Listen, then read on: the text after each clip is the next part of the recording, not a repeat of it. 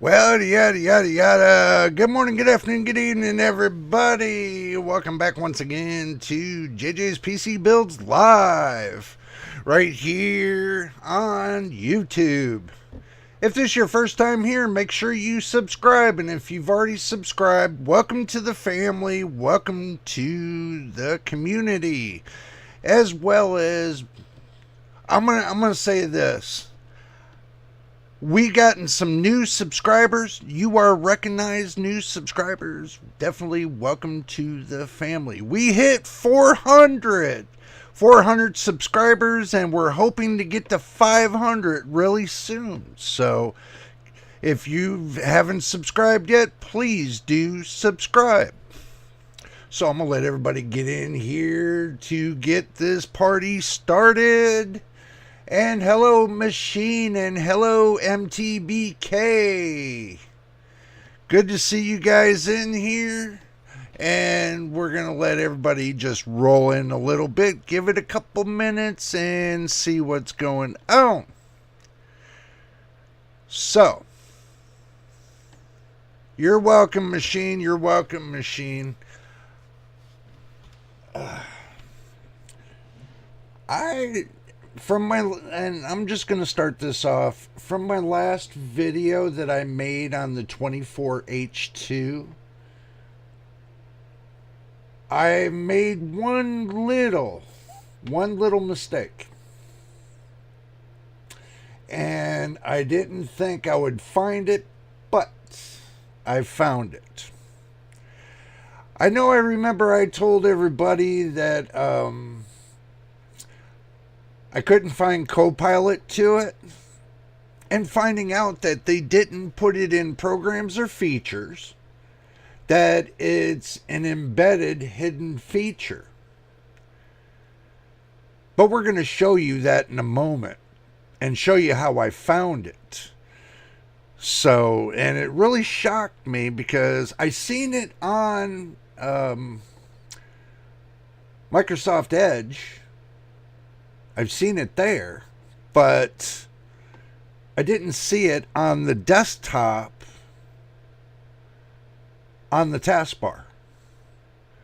But I found it yesterday after everything was said and done about the video, and I don't know. It was weird. It was really weird. So, but anyway, we're just going to jump into it, guys. Since we got pretty much everybody that's going to be here in the chat room. Yeah, buddy. So we're going to jump into it and see what we got cooking here. So let's go ahead and go to the action screen.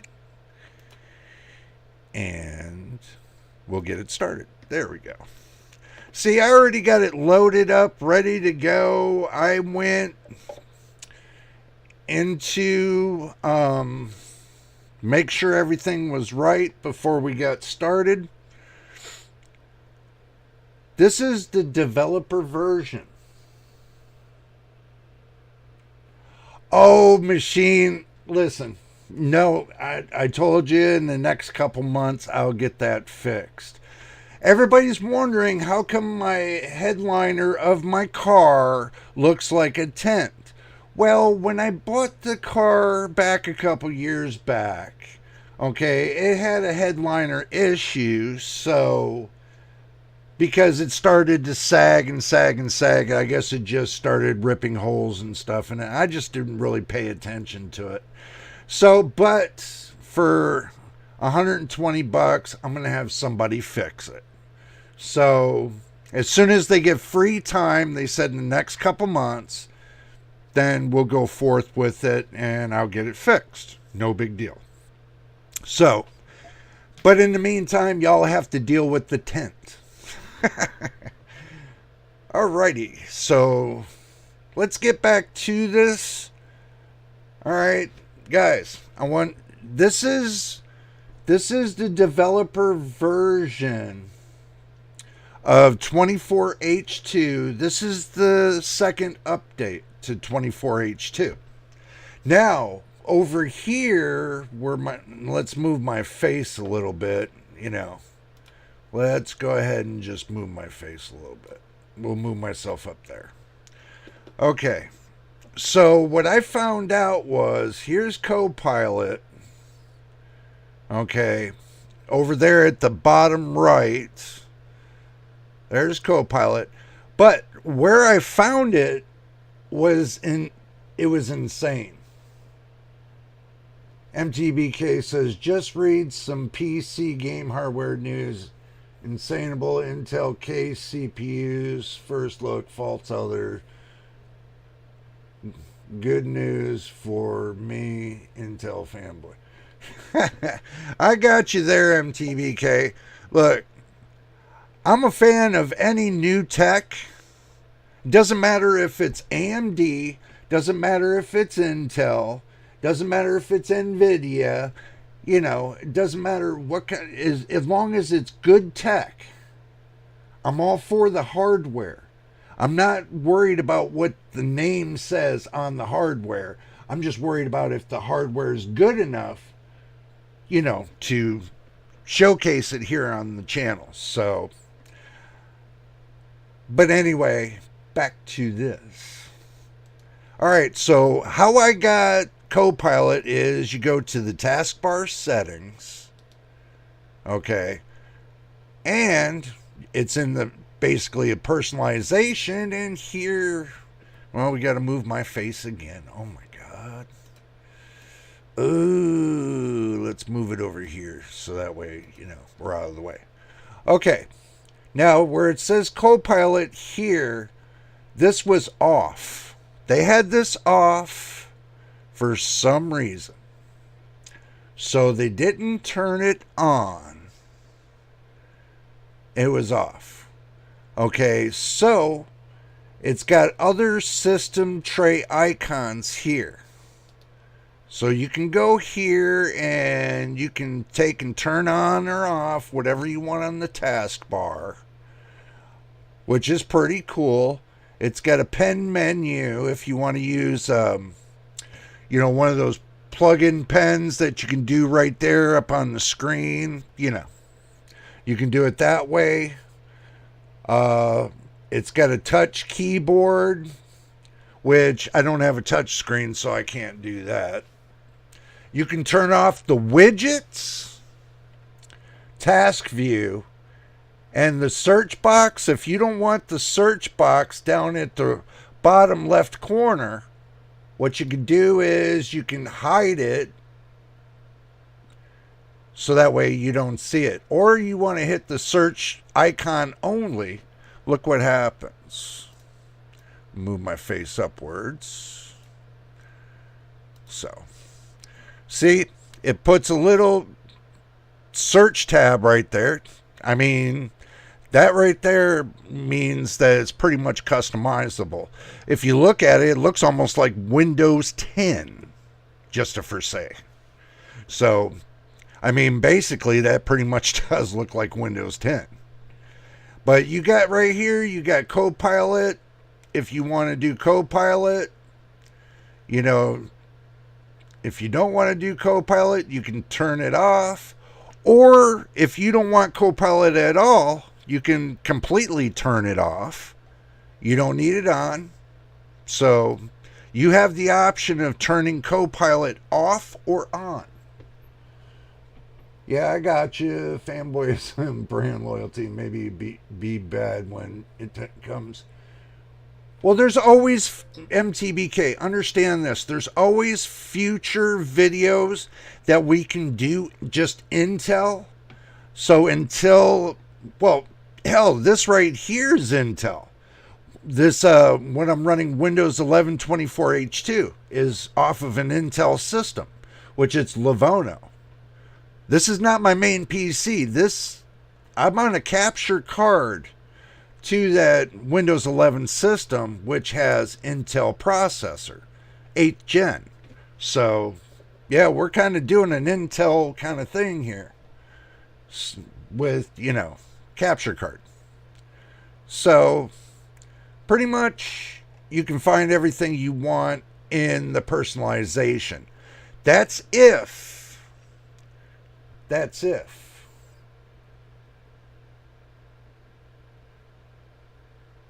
Oh, you're welcome. You're welcome. But yeah, I mean, there's many things you can do. That's the whole reason we're doing key features here on Windows 11 24H2. I'm showing everybody the key features is because there's a lot of misinformation that's going on right now about 24H2. Oh, I know. Well, you got to understand it's my accent. That's just basically the way I say it. I always say Livono. It always sounds like there's an I. It's Livono. Oh no. Whatever. You know what I mean. I mean, come on. So, there's more key features to Windows 24H2. So this has got a Bluetooth device. I mean, you got system. I mean, you got different system views. Oh, that reminds me. If you go into the display, it's got more display key features.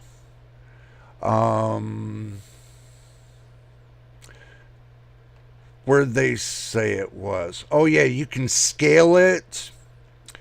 Display resolution. I got a 1280 720. That's fine. It's got HDR. It's got color profile. Display resolution. That's usually where, or display orientation to, advanced display, refresh rate, and graphics, and there's a little bit more to that. Yeah, I know, MTBK. It's all good. But there's more to, it's supposed to have a noise canceling sound, and also, it's supposed to have a lot of different features. I mean, there's so many to go through. I mean, there's so many to go through. It's unbelievable. I mean, they got different sounds and stuff like that, Noise canceling. They got mixers and all that sort of stuff, and there's a lot to go through. I mean, seriously, a lot to go through. I mean, this has got Wi-Fi, this has got Bluetooth. This system's set for what it is. Oh yeah, and also too, when you first load it up, what's going to happen is you're going to have to go to the Microsoft Store and type in Windows.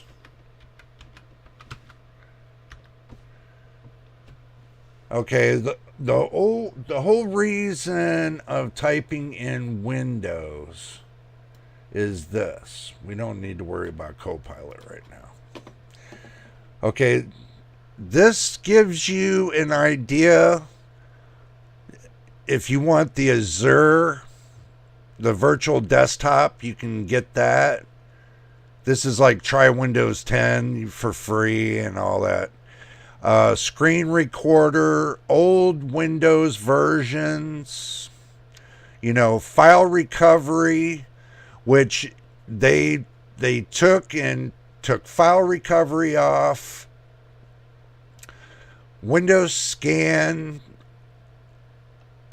all this extra bloatware, like all the extra bloatware that you would have on your system, they took off. So you got different things here, so you just got to look through. They took all the extra bloatware off. They got a lot of great screensavers if you're looking for desktop screensavers. They got plenty of those. Go through the Microsoft Store first to see if you got everything you need before you decide to do anything else. So that's just the heads up there. Okay, like I tried to show you all before, you can go here to Microsoft Edge. Now, if you're logged in, which that, make sure that you're logged in. See if you want that, you can. I just scrolled up there. So I don't need Copilot. Copilot is right there. If you want Copilot, is right there if you need it. Also, too, you can type in Bing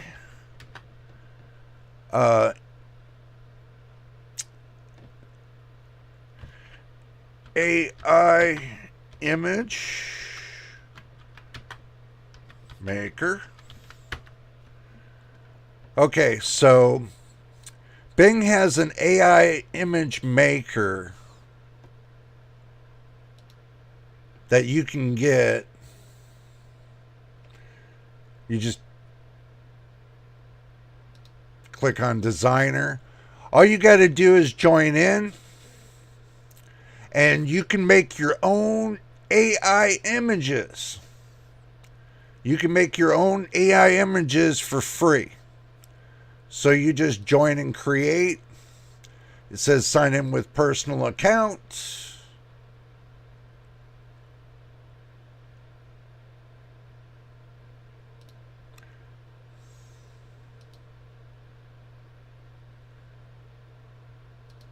They give you 15 free clips. So basically what you do is you type in here what kind of thumbnail you want to make, and you can make it right here. So just to let you know, you can do that, but they only give you 15 shots at it. I think you have to do you have to connect your mobile and stuff like that in order to do more. Basically, you're going to need points. So you can investigate that, but you get 15 free tokens to do this.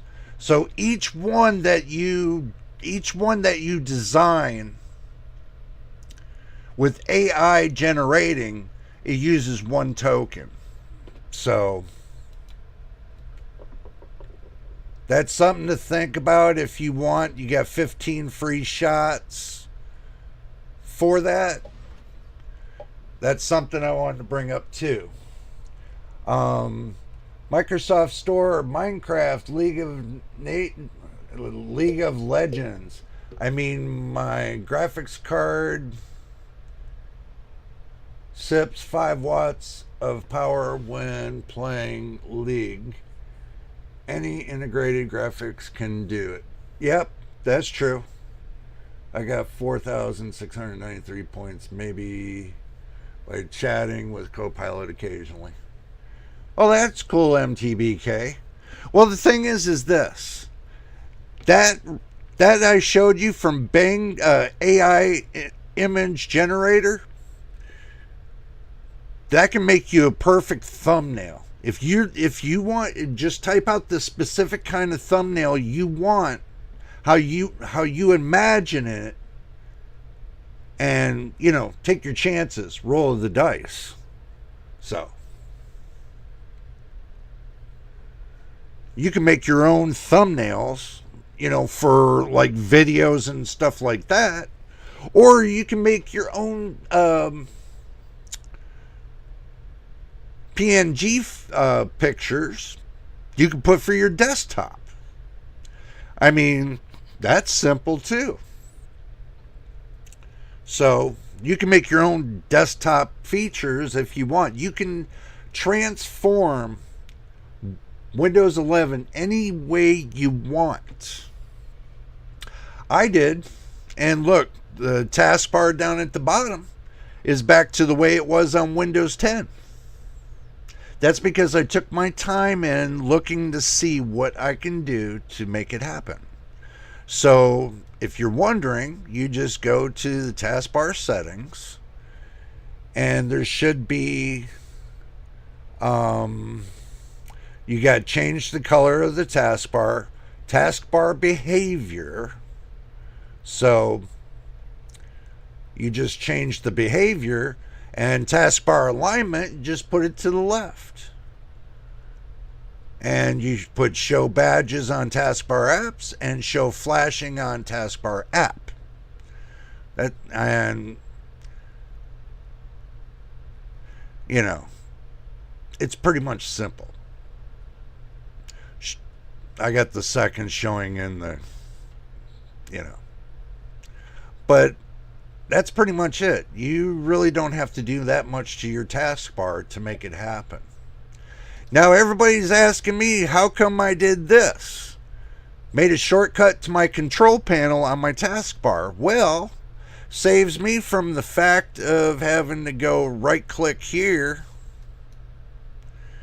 and, to look for it to see if control panel is here, which it's not.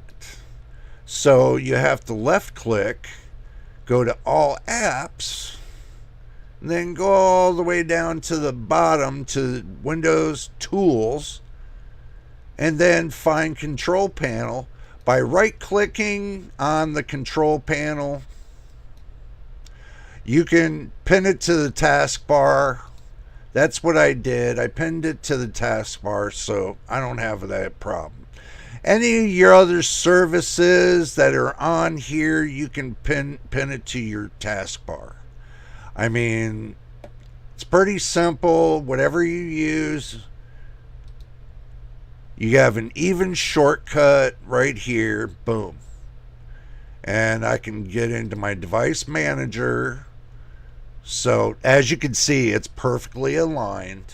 No problems. If I want to get into my programs and features, they're right here. So as you can see, I don't have a problem with it. So,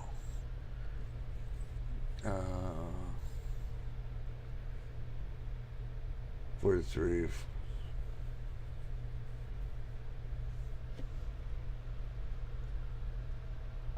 Well, you should have no problems whatsoever. There's also two other things I'm hearing about people using 4th through 7th gen Intel processors having a problem with the fact of that Windows blocked it for Windows 11 for it to be viable for to use on Windows 11. Okay, yeah, they did on 4th through 6th, but the 7th gen, they did, but on 24H2, you should still be able to use Windows 7th gen processor. But you're going to end up having to go through the fact of tricking it in order for it to work. So you're best off to just go with an 8th gen processor and move your way up into the world. I mean, this is what I'm running Windows 11 24H2 on, is an 8th gen processor. Okay, now if this was 7th gen, then I would have issues of having to manually, and go through all that headache and everything else. Just go 8th gen or greater. You'll be happier. You don't have to go through all that crap to get it onto your PC. You can just install it. If you get a used PC, like a Dell or a Hewlett Packard Livono, But if it's 8th gen or higher, or let's say it's got a 2nd gen or second Zen 2 processor or greater, you can do it on. Certain Zen 2s you can't, but certain Zen 2s you can. If you want to go a Zen 2 processor, but if I were you, I'd just go Zen 3. It's cheaper. Simple. But if you got a Zen 2 and you can try to install Windows 11 and upgrade it to 23H2, and if you make it to the 23H2, then you know you'll make it past 24H2. So that's the whole skinny of it all. So if you can make it past 23H2, then you'll make it past 24H2. As long as you got the SSE 4.2 on your processor. So we're going to show you that. We're going to hit OK. We're going to hit Start. We're going to go through HW Info, and I'm going to show you that really quick on HW Info. Okay, so this right here gives you a whole list of features right here in the middle where my cursor is. If you got SSE 4.2, you're not going to have a problem. This has got 4.1, 4.2. This has got everything I need for Windows 24H2. Everything I need. Don't need any more than what we got. So this gives me a listing of my RAM, my processor, my graphics, integrated graphics, and everything I need to know. So it's not hard to see what the real deal is. If you're not sure, then you can go to HW Info and see all the information you need. And if you can't see it from this point, then what you do is you go to your CPU and check out your CPU. And this will tell you all that you have in your CPU, the do's and the don'ts. So you know that you can do whatever or you can't do whatever. So this will tell you everything you need to know about your processor. So, pretty simple. If you download HW Info, you're not going to have any issues. So, that's a good thing for you to have here. So everybody can see that we're on the evaluation copy. This is the evaluation copy, the Home Insider preview. And yes, I did, and I'm going to reiterate this, yes, I did find Copilot for the Home Edition. They just had it turned off in the personalization. So you can find it there. That will fix your problem. No real big efforts, because what I did was I was looking in the wrong spot, thinking that they would have put Copilot on here somewhere. It probably will show up now because I got it enabled. But, they should have put it to where you can find it. So, looking on here, see, you don't even see Copilot and this right here should be disturbing, is because they don't have it there. So basically, you don't have an option. You don't have an option to uninstall it anymore. It's embedded automatically into your system. So you don't have that option anymore to uninstall it. Unless you use a remover tool to remove it manually, which if they embedded it into the system, then that's going to be like kind of difficult to remove it. Just like Cortana. If you tried to remove Cortana, it did something to the sound and everything else. It was just too much. I think Copilot feels less pushy than Cortana. Yeah, it is. But the thing is this.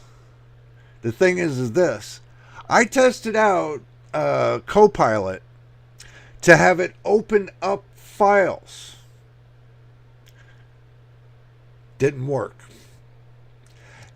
Until you enable it, you have to train it in order for it to understand you. Okay?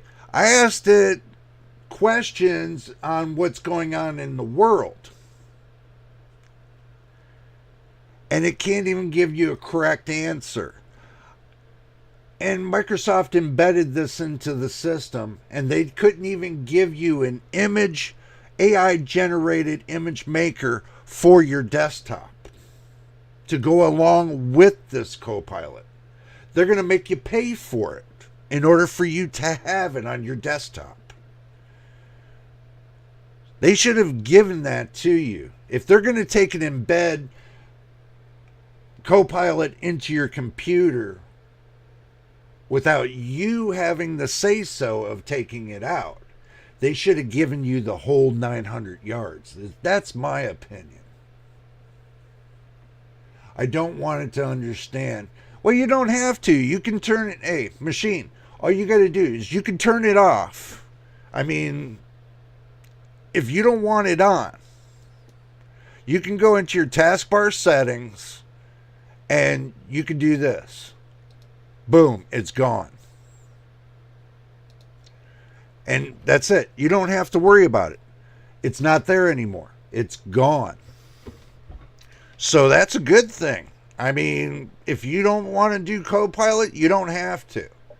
It'll just sit there in the background, not doing anything.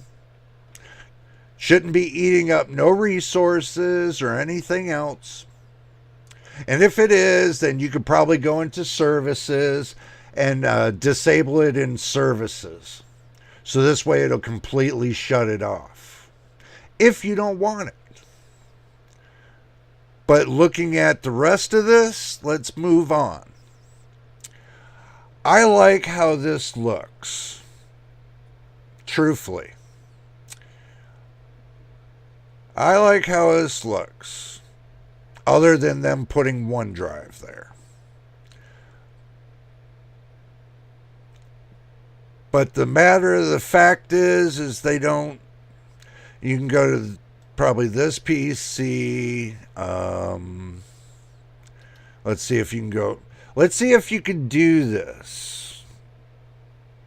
Nope. They don't give you the option anymore. They don't give you the option anymore of being able to clear your recent unless... Nope, they didn't put it there neither. Huh, interesting. Used to be able to go to the top here and used to be able to clear out your recent history. So, obviously they took that away. See. Well, at least they give you a good idea. You can do hidden items and, you know, there. Options. There. Took a little to find it, but we found it. So that way, you know, if you go here, you go to options, you can clear your recent history. Boom. Hey, this is my first time exploring it, guys. I miss Windows 10. Machine, I got Windows 10, but you got to look at it this way. And like I tried to explain, unless, you know, by next year, by September, October of next year, what are you going to do? Are you going to pay out of pocket to keep updating Windows 10? Or are you going to move up to Windows 11? What if Microsoft says, well, when Windows 10, when they end the life on Windows 10, that you can no longer get Windows 11 for free? What are you going to do then? A lot of people have been talking about that. A lot of people. And, well, I'm just saying, for the people that got Windows 10, what is Microsoft going to do? If they're going to make you pay for the updates for Windows 10, then they're going to probably take the free upgrade away sooner or later. So that's something to think about. I told it when it was employed, and sure is way too limited to useful pay for it, but I still like getting along and make compliments, all that. I think if Microsoft is told one day they done goofed, folks will use. So very much non-Microsoft distribution for their operating system. Yeah. Also, too, there's talk about somebody that created Windows Lite. I don't know if they're going to want you to pay for it or not, but it's out there. Optimum or something like that. I've been seeing it pop up on YouTube a lot. So it looks like it's a light version. I think it might be that you got to pay for it. Who knows? But why would you do that? If you've already paid for Windows 10, it would just be smart to upgrade to Windows 11. Now, this is Windows 11 Home Edition 24H2 Insider Edition, Developers Edition. So, I'm taking you guys along slowly. And as soon as I get new updates with this Windows 11 version, I'll make sure I make a video on it to tell you all what the new updates are going to be. So I'm staying on top of this. I have noticed that Windows 11 uses more system RAM than 10 did. I don't know if you've noticed. Well, good. That's a good question. So let's look into it. So we'll right click and we'll go to Task Manager, right? Okay. The only thing that I really see when I go to the memory, that it's using exactly the same amount that Windows 10 is. Actually, a little less. This is no load. This right here, right now, is no load. But the CPU is active because of the background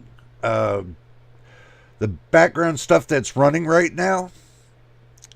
If I turn that off, then that would go down a little bit further.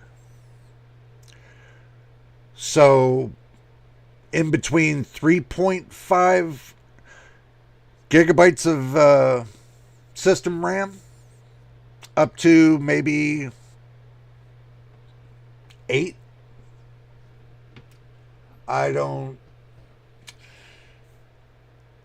I can't really tell you I noticed. I really can't, because this is running integrated graphics. Okay, see, because the integrated graphics has a shared system memory of 7.9 gigabytes. Okay, so it's a little tough to tell you. But from what this is saying that's in use, is only 4.2 gigabytes, and let's say I go and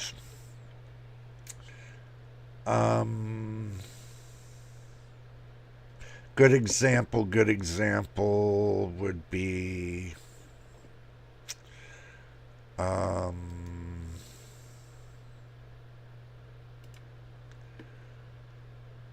let's see. Performance. Okay. Let's see. Let's go ahead and switch this really quick. Okay. This is Windows 10. Let me move this over a little bit.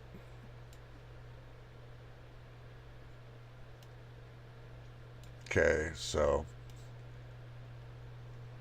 this is Windows 10. I'm using 8 gigabytes of memory. That's with everything running.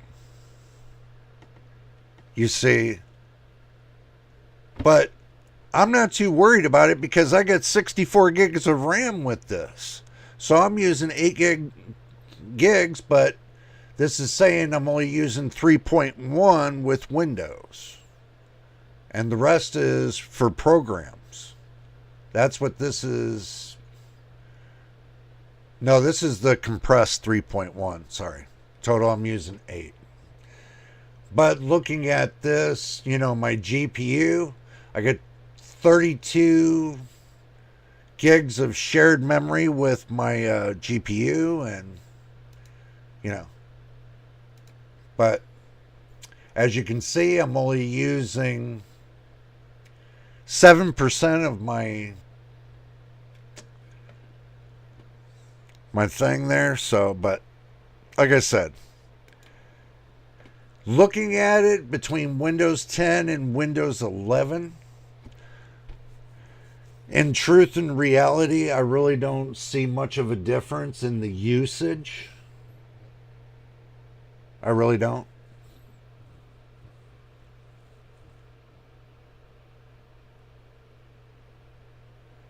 Well, yeah. But if you got 8 windows open, yeah, it depends on all depends on how much you're using. It depends on what's running in the background. You can always turn off your background tasks. We'll minimize this. You can always go and into your settings, and then system.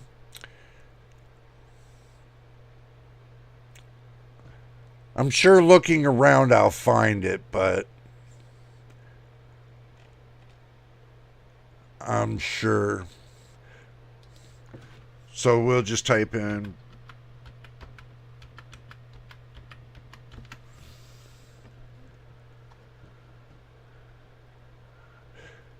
so let's say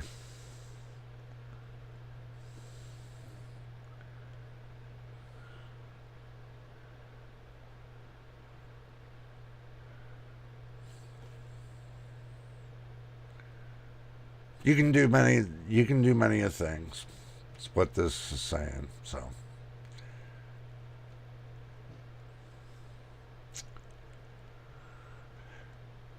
it's going to take me time to figure it out. So okay, I did not turn off my background task. That is mostly likely it. So you're not, no, man, you ain't stupid, bro. Look, this is 24H2. I'm still exploring this, but yeah, if you can find your background task, then, you can shut things off, and, it'll start limiting how much is being used by your CPU. So it takes the weight off of your CPU. That's what it does. So MSI Afterburner and all that using RAM as well, right? Well, yeah, MSI Afterburner is going to be using RAM, but not much. like I said, if you got 32 or 64 gigs of RAM, it's not going to be noticeable to you. It really won't be noticeable at all. So, but if you got like 16 gigs of RAM, yeah, then it's going to be noticeable. Then, yeah, that would be best that you go into the background and start turning things off. You know, that would be sensible, you know, to turn things off. But since, you know, pretty much everything I got on here is basic, minimal to none,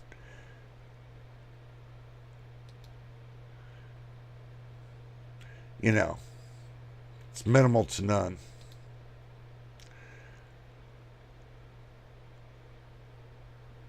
I really don't.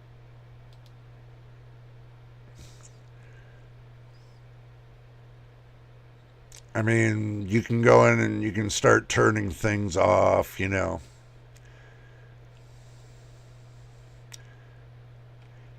Just explore what's going on your PC. There's a lot more to it. I mean, like this has got phone calls right here, right? Let app make phone calls. Okay. Well, I don't need that on. So now I turn that off. That's a resource that I don't need to use. You know, that's a resource I don't need to use. You know, like find my device. Okay. You really don't need that neither. Ink typing personalization, yeah. Diagnostics and feedback. Do I really need to send the optional data? No. That's just running in the background, causing, well, yeah, I need it because of the insider program. My bad. Duh. So, I need that on because I'm on the insider program.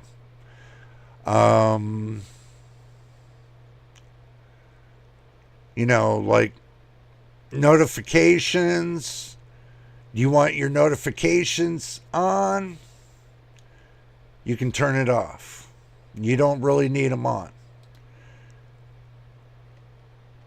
I mean, call history, really? Turn it off. These are the background stuff that's running that you want to take and minimize off of your processor. So this way it gives your processor time to breathe. So when you're switching from program to program, you'll have a lot less lag when it comes to that. I have 32. That's pretty cool. The next system I will get 64. Well, yeah, I'm running 64, but this is DDR4. I'm running 64. So, okay, I need to do all that. Yeah. The stuff that you're not using, turn it off. Why do you need it? It's just running in the background. And that's pretty much what you do. You go down the line, what you're not using, just turn it off. Chatbot recommends checking Task Manager for background task. It also, well, by the time you get done manually turning everything off, MTBK, okay, then you go into your Task Manager to see what's still running that you don't need. Then go back in and find out and locate it and manually turn it off. See, you don't want to do it by, going into... And this is where a lot of people make the mistake, is they go into their Task Manager. And what they do is they go into their processes and they turn around and they start turning things off on their processes. And by the time they close the Task Manager, guess what? That process restarts. Because they forgot to turn it off in the services. Instead of turning it off in, in their processes, they turn it off in the services, is where they're supposed to be. But in the processes, they turn it off, and then they close Task Manager, and it just turns it back on again. And they're like, what the hell? How come I can't turn it off and this and that? Okay, you got to go into your services, and before turning a service off, make sure it's not linked to another program that you're going to be using. You have to specifically go through it carefully. You turn something off, you can turn around and lock yourself out of Windows. So do remember that.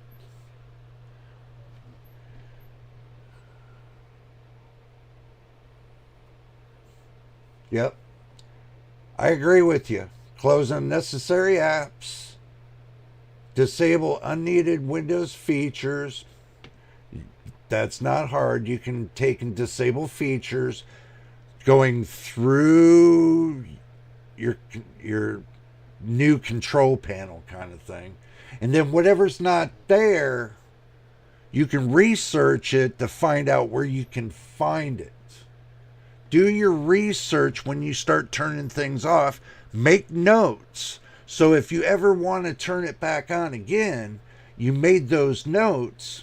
You can make the notes in Notepad and just save it and put a name on it so you remember it. And then if you want to go back and fix it, then you just go through your Notepad, go through your notes, and boom, you're done. Always make sure you keep something written down, so if you have to turn it back on, you remember how to do it. Some people forget how to do it, and they don't write it down, and guess what? They're stuck with, they can't turn it back on because now they can't find it. I've seen it too many times. So never ever turn your stuff off by your processes. Like going here and right clicking. If you end task, yeah, you're ending the task. But if you go to properties, that's going to take you to the file location. That's not going to take you to the services. So, I mean, they got efficiency mode on here, many of things. The last thing I ever want to do is mess around in the task manager. Okay, that's the last resort. You never want to mess around in your task manager. Never. You can cause yourself to have a whole bunch of headaches you don't want. Okay, like screenshots and screen recording, we need screenshot borders, we need file systems, we need videos, we need pictures, we need music library, we need download folder, we need documents, we need automatic file downloads, we need app diagnostic, we need. Don't turn that off. Other devices, let's see. You need that just in case. Just in case. So now we go back and we go through it again. Radios. You don't need radios. What do you need radios for? Do you have a radio on your computer? Nope. Don't need it. So, if you don't need it, don't use it. So simple as that. Messaging. Look, where a lot of people get into being hacked and everything else is by putting your messaging on your desktop. Okay, I don't like the Windows email service, the Outlook, being on the desktop. I really don't, because that opens up a new can of worms for you to wind up getting hacked right off of your desktop and you don't even know it. So where you're a lot safer is if you do it on a remoted site like Google Chrome email service, or Yahoo email service and go through their services, at least you can keep it contained on their servers other than your computer. So do keep that in mind. Like where it says email, I mean, this is mail and calendar, and this is people. People is off, that's a good thing. I got to leave mail and calendar on, so you need your calendar. So we have to leave that on. So, going through it even more. I know this seems like it's a little bit boring to you guys. Contacts. That still puts you in the mail and calendar. If people is off, don't got to worry about your contacts. Let's see, recent activities. You see, this is the problem. Right here. 52 requests. And that is all, how can I say this? This is all Microsoft Mail. This is all their mail. The 52 that they sent, this is all Microsoft. So if I really don't want it on, I can do that. Contact access, I can turn that off too. So if I don't need it, I'm not going to use it. I just turn it off for now because I really don't need it. Voice activation. Okay. Let apps access your voice activation service. Yes, you need that on if you're going to do YouTube. So, account info, leave that on. Call history. We already did the email. We already did the messaging. So, that's pretty much it. So, now that I nailed all that out of the way, now I can go to my task manager. And I can go to my processes and see.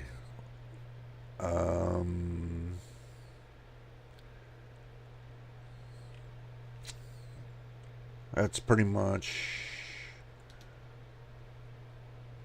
all I need right there. So, even though that I turned all that off, it's still running between 4 and 9% in the background.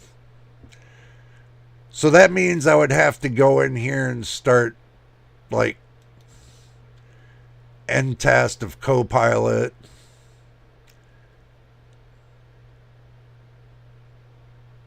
And watch.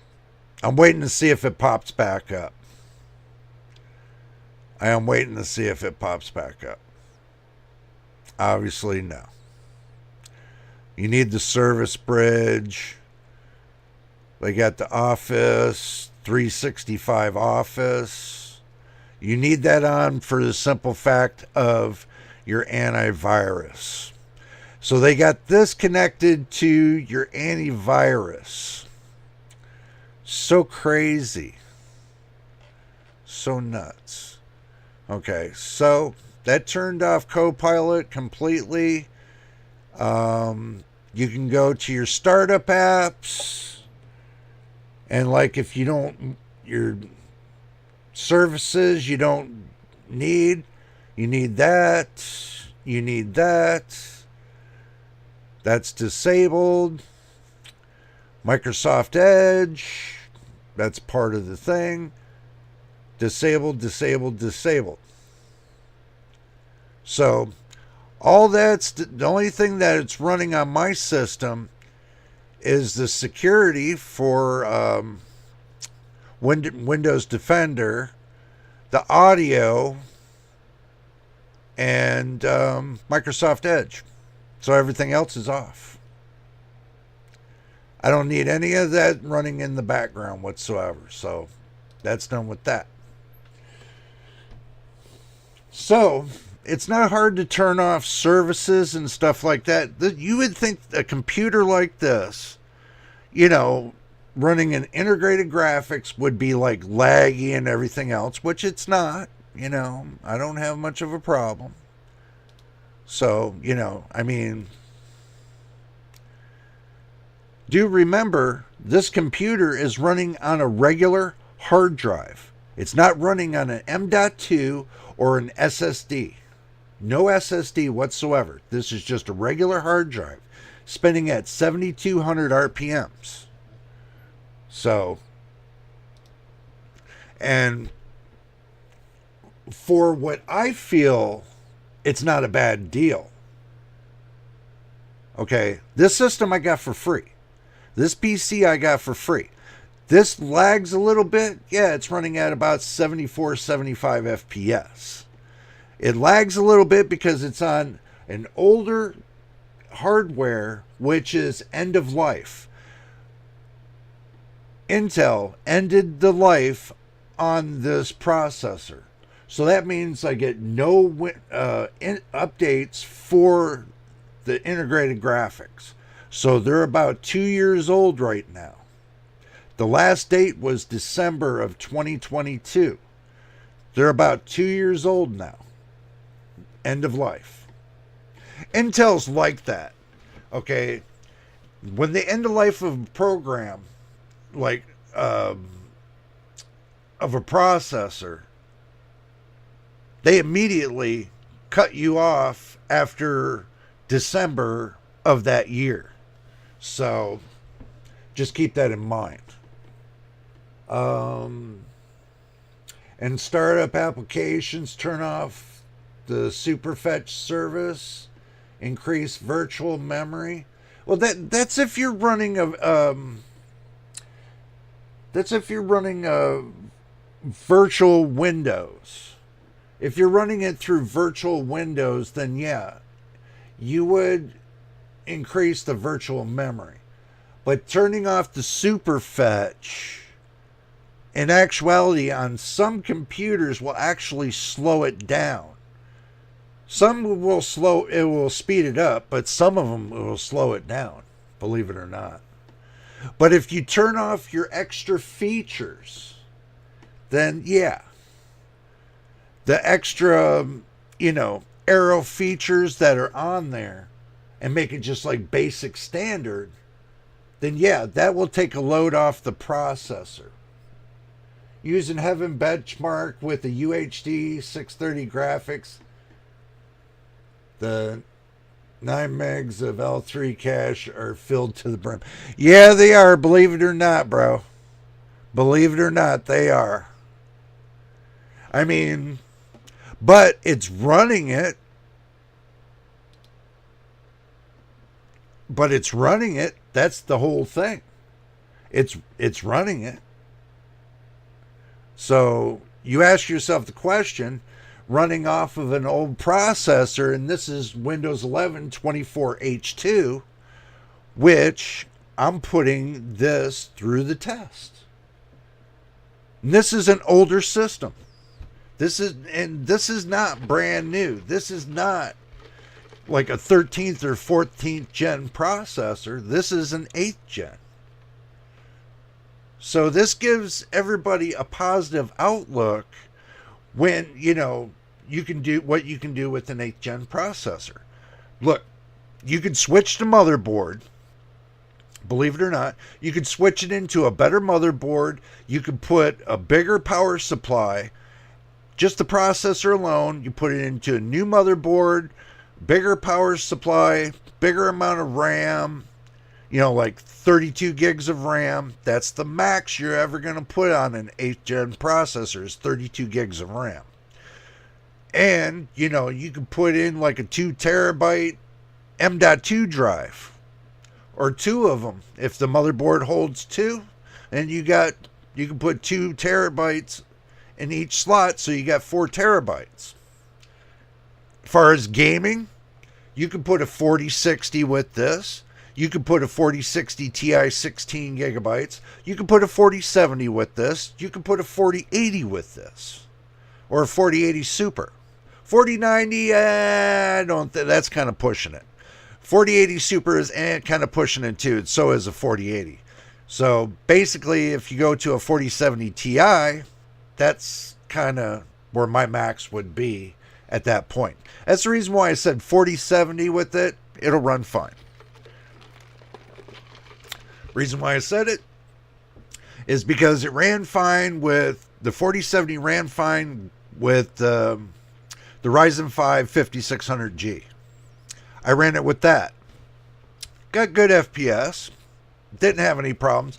But I ran it off of a B450 motherboard. And I also, too, I ran it off the B550 motherboard. Runs better off the B550 motherboard with the 5600G. But you can run the 5600X. You can, you can go that far. But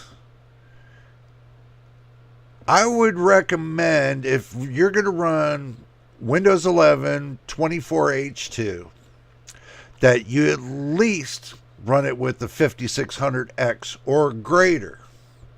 Better performance. Especially if you're going to run a high-end graphics card, kind of got to think about it. You got to give your processor some breathing room. But that's if you just want to run light games. Now, if you want to run heavy AAA games, then you might want to think about going up to the 7000 or the 8000 series, when it comes to AMD, or, you want to be between the 12th and the 14th gen on Intel, if you want to run it high and dry. Especially, with your anything that's above like a 4070 Ti. If you want to run it that high, then that's up to you. But 24H2 will run, as you can see, will run right here an 8th gen. So that means that's equivalent to what? Zen 2 3600? Something like that. Or 46? Something like that. Who knows? So, looking at the score, the minimal, this says 9.3 FPS, and the max 182.8 FPS. I ran it on low speed, low quality, so that way, you can see. It's not a bad processor. And we're running it on the newest operating system that's going to be coming out in September or October of this year. So keep that in mind. This thing also, too, with everybody trying to do it on unsupported hardware, you're wasting your time by putting it on unsupported hardware. Yeah, the Ryzen 5 3600. Yeah. Basically, that's basically it. So, this gives you a good idea of where to start with when you're going to put, like 23H2 in and wait for the 24H2. At least at that point, you can run 8th gen, or you can run Zen 2, Ryzen 5 3600. That'll run really good too. So, keep it in mind. Especially if you're running something that's older than can be, that's something that's older than 15 years old. Do not expect to run Windows 11. You could, but you're kind of cheating yourself from all the extra features you will not be getting with older hardware. And like they said, Microsoft might do is they might put a block on certain processors anyway. to where you can't get 24H2, that you will be kicked back to 23H2. So you're best off to stop mangling around with the old hardware that's ancient, and it's not worth it anymore. Get up to date. You can find cheap up to date stuff to put this type of operating system on. You can put it on a B450 motherboard running Zen 2 off a Ryzen 5 3600. I would say Asus.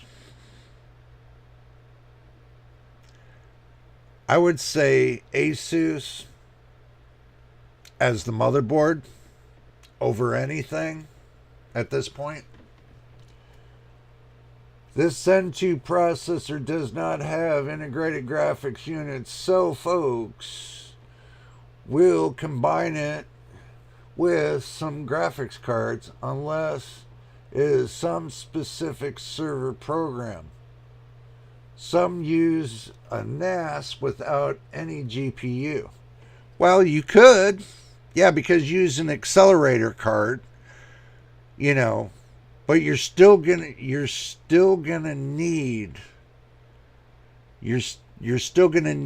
that functionality between point A and point B.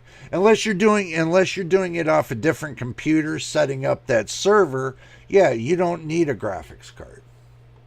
But it's always good. Now keep this in mind. It's always good to have integrated graphics for your server in case you have a problem in the BIOS software.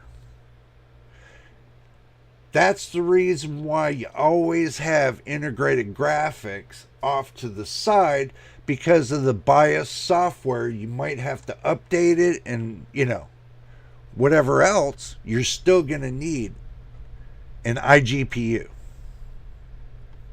or a discrete graphics card, one or the other.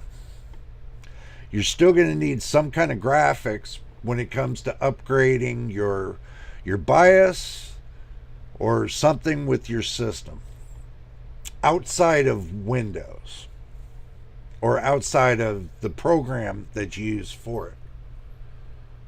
Guy's name is from good old Germany. He just uses a Radeon RI. Yeah, you could. Look, you could use an R5 240 that's only got 1 gigabyte of RAM, VRAM on it. You could use an R5 240. Those run just as good. I know because I got one. You could use those too. And they're cheap. They're like $10. The R5 240 is like $10. And you could use it for a server. So, and it doesn't eat up much resources at all, so you really don't have that to worry about. But it's always good to have graphics on there in case something fouls up with, your NAS server or whatever. So don't ever run it empty-handed. I was told that by a tech way years ago, when back in the 80s, when they started doing the servers and stuff like that. They said the worst mistake that you can ever make is to run a server without some kind of graphics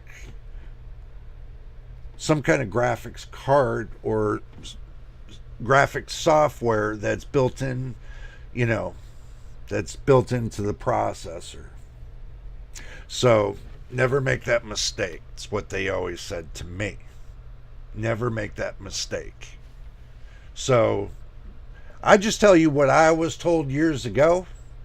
These are the old dudes that, sit around a table drinking whiskey, shooting the crap about computers back in the 60s, early 60s and the late 70s kind of guys. That was back in the 80s. how they first, put together their systems and stuff like that. It was pretty cool. I saw some Radeon HD 7750s for $20 2 months ago. Yeah, any one of your cards will work. Any one of the cards will work. That depends. It's just a server. Okay, it's just holding your information for you. But you want to make sure when it comes to your server, all your integrated, your embedded software is put in correctly. So that's the reason why I say you got to do everything off the server. Set it up completely off of the server and then remote it off of your computer. You want to set all the information up on your server and remote it off your computer. You never want to do any setup whatsoever from your computer to your server. Never. Because that information is hidden on your drives. For you to do that keystroke, you don't want it on your regular computer. I saw some Radeon 750, $200 2 months ago, 240 pretty much. Rebranded 750, first 28 nanometer GPU from AMD. NVIDIA's GTX 500 series was still in 40 nanometer at that point in time. Yeah, true. Sure, everything's fine at that point. This guy even power limited the Ryzen CPU to 25 watts, so no fan spinning up, no temperature spikes either. Well, yeah, of course. It's like the same thing I did right here on my main computer, to where I undervolted the processor for it to pull less amount of power. It's the same thing. I mean, that right there lowers the limit of the spikes, so you don't kill your power supply. Yeah, I already know all about that. That's the reason why I did it on my computer. My computer runs beautifully. It doesn't get up over 85 watts. Even though that the processor can go up over 85 watts, this processor here, the 5700X, never gets above 85 watts. So I'm treating it like a 65 to 85 watt processor.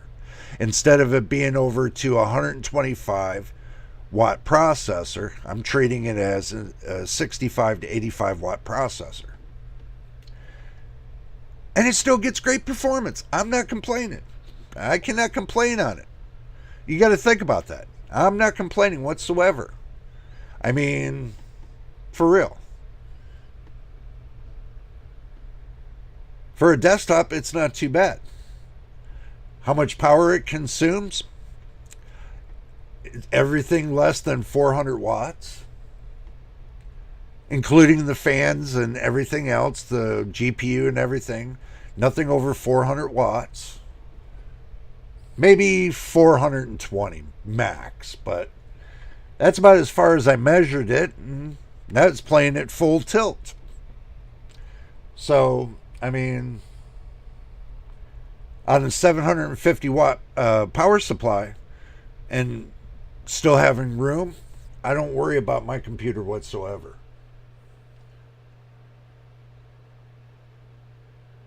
Your live stream looks stunning. Thanks, man. Appreciate it.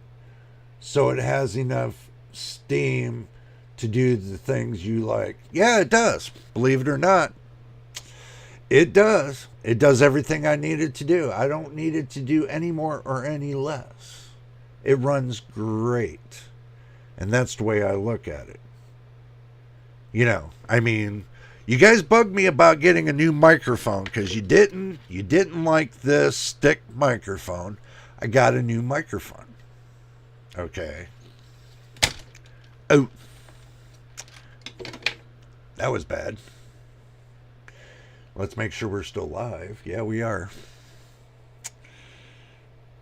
Um, I mean, I upgraded my computer case. And as you guys can see, I got a capture card so I can do this, so I can show you exactly what's happening on my screen. You know, there. So that way you guys can see me a little bit better. So, I mean, I just don't want to gaslight you in spending your hard-earned cash. No, you're not. Believe it or not, I'm not. No, it's not. That's not how I do things here, man. I buy things when I go to do videos on certain things. I'm buying these things to do for the videos for everybody to see what it's about. Like if I build a new computer, I turn around, I get all the parts together first before, I get ready to slam it all together. But I'm doing a review on every one of the parts, and then once all the review's done on all the parts, I do one big thing with the building a computer, and there it is. It's just like the Mustex K2 case. Now, if you guys are watching this, I want you to understand something about the K2 case. The fans are pre-installed. So if the fans are pre-installed, so are the linkable chain wire that comes with it that's stuck in the back. I suggest if you buy this case to take and disassemble everything they had assembled first. Take all the wires and disassemble everything so you can see everything, all your parts that are there. Many people are saying, well, how do I hook up the fans? Did you disassemble the case? You don't have to take your fans out, but disassemble the case to see all the wires that you have back on the case first. Because all your linkable chains are right there in the back that you have to disassemble so you see what you got. You buy a case and it's pre-assembled, disassemble it, see what you have in parts, and then start putting it back together piece by piece. It's not hard. Just saying. I'm getting many people commenting on the case, but they're telling me they can't find the hookup for the fans or the ARGB. Pull the case apart in the back, take all the wires out, look at all the wires that you got, and then start reassembling the fans. You have two sets for the fans, for the front and the back. You got the front and the sides. Okay? You should have two sets of wires, or they did one link chain wire. So you would have your ARGB and your fans, two connectors that you just connect into your motherboard. One's a 4-pin, only goes one way, and that's for the fans, and there's a 3-pin, that's for your ARGB if your motherboard supports ARGB. If it only supports RGB, that's 4 pins. Do not plug that ARGB into a 4-pin socket. Do yourself a favor.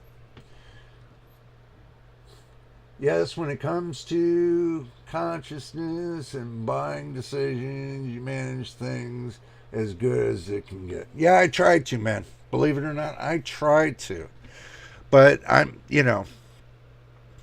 when I buy things, it's to show you guys that this is is beneficial for you to see. Okay. Just like that Christmas build. Okay. I thought it would have been beneficial for everybody to see that case get installed, and I put together a B550 motherboard in there. I put the Ryzen 5 5600X3D in there. It's low budget. I mean, you got to figure I paid $325 for those two pieces, and then I added 32 gigs of RAM, was an extra $50. The case was $100. The power supply was $160 because it was a 1,000 watt power supply. 529 for the 7800 XT. You know, it was an all AMD build with Asus. Asus and Power Color right here. Power Color. So it turned out really well, I think. It turned out great. And I did take a couple pictures of it. I did post it on Discord. And if you want to get onto my Discord channel, just let me know. You can let me know here, or you can let me know on a video saying, hey, can you send me a link to the Discord? That's fine. I'll send you a link. It's not a problem. I just don't like the way Discord does things. They make you want to buy, you got to buy a subscription and stuff like that. A lot of people can't afford a subscription. I'm doing it to like the consumer would do it, just doing it for free right now, and, you know, going from there. So in order for me to be able to put unlimited links up onto, you know, for everybody to click on, then I would have to start paying for the subscriptions. So the Power Color Radeon RX 7900 XTX is regularly the least expensive of its kind. Yet, well, actually, no.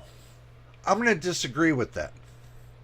The 7900 GRE keeps up with the 7900 XT in some fashions, but it's only $550, which it's $50 cheaper than the RTX 4070, and it's cheaper than the 4070 Super, but gets almost close to the same performance.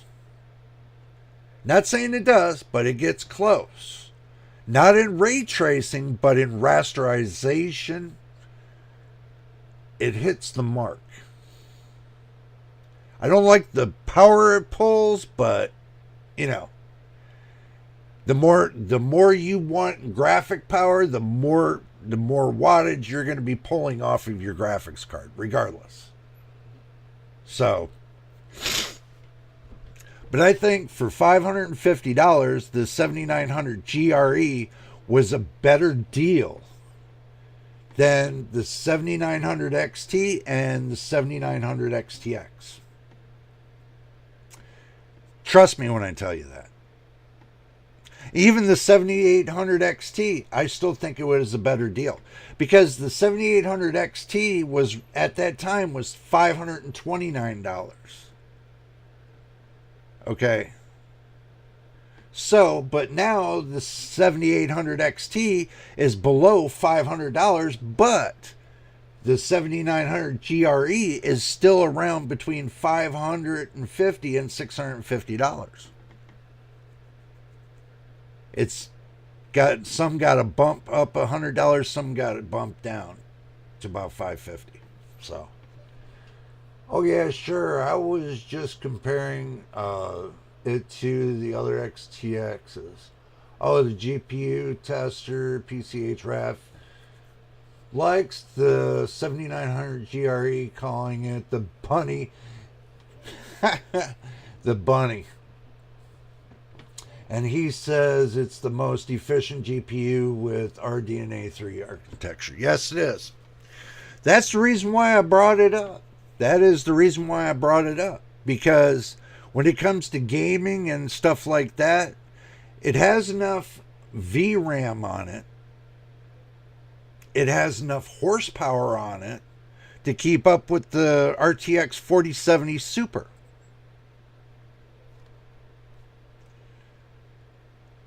And maybe close to the 4070 Ti. Close, but not saying it does. But I know when you hit ray tracing on the 4070 Super, yeah, it's going to go past the 7900 GRE.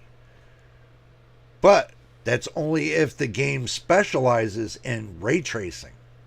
But if the game specializes in rasterization, then, you know, the 7900 GRE's got a leg upon it. Especially being on Windows 11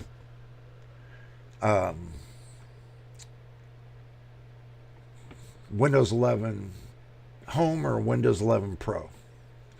So I'm using the Windows 11 Home version for the 24H2.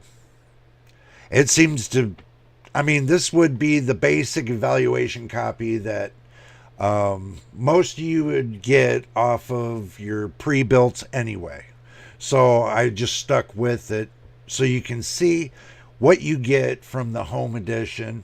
And when I get ready to do my computer, that's the Pro version, then I'll give you a walkthrough on the Pro version to show you what you get off of the Home version. Then later on, I'll show you what you get off the Pro version. So that way you understand both worlds, you know. But if you want the Pro version, then you can go get and buy yourself a $20, $30 Pro version key. You know, like let's say if you want to upgrade from Windows 10 Home to Windows 10 Pro, then, you know, just go through the steps. I'm sure you'll be able to get Windows 10 Pro in your computer. You know, just by the changing of the key should change and upgrade you to the Pro version. I'd suggest you do, you know, if you're going to upgrade from the Windows 10 Home, I suggest you do upgrade it to the Pro version on Windows 10, and then do the upgrade for Windows 11 and go right to the Pro. So this way you eliminate all the headaches of Windows 11. I know you can do it on Windows 10, but Windows 11, it might be a little bit more of a headache for you. So do it early before you do it later. And when I do my update, I'm going to do it through Microsoft Updates, and I'm going to update to Windows 11 Pro through Microsoft Updates. Since I got the Windows 10 Pro key, I can go to Windows 11 Pro. It'd been nice to get the Enterprise key, but that's too expensive, and I really don't want to do that. That's later on, years down the road. So, but anyway, whoo, doggy. But Windows 11, I can tell you guys, I don't see, let me move myself down here. We talked a little bit. My overview on Windows 11, I do not see where they say, oh, you got the news and everything else right in your, you know, your start menu. Okay, we're in the start menu. Okay, where is it? We're in the start menu. Where is it? Where's the news? You know why you don't see it? Is if you go to the Microsoft Store, one, if you want news, just type in news. Okay, so if you, it's installed. Okay, it's installed. But if you go into your personalization, go to your taskbar settings. If you go to your news feed, which should be somewhere around here. Okay, so if you see it here, then you can turn it off. Simple. But it's here in these windows. So, or yeah, I like keeping mine at search hourglass. If you're wondering where the news feed's going to be, here's your news feed. Here's your news feed. If you're wondering where it was going to be, it's right here. So, it's not on your desktop like everybody else says. Okay? It's not a part of a widget or anything else because that's turned off. If you don't want the news, you can turn the search bar off. But I leave mine on. So, doesn't matter.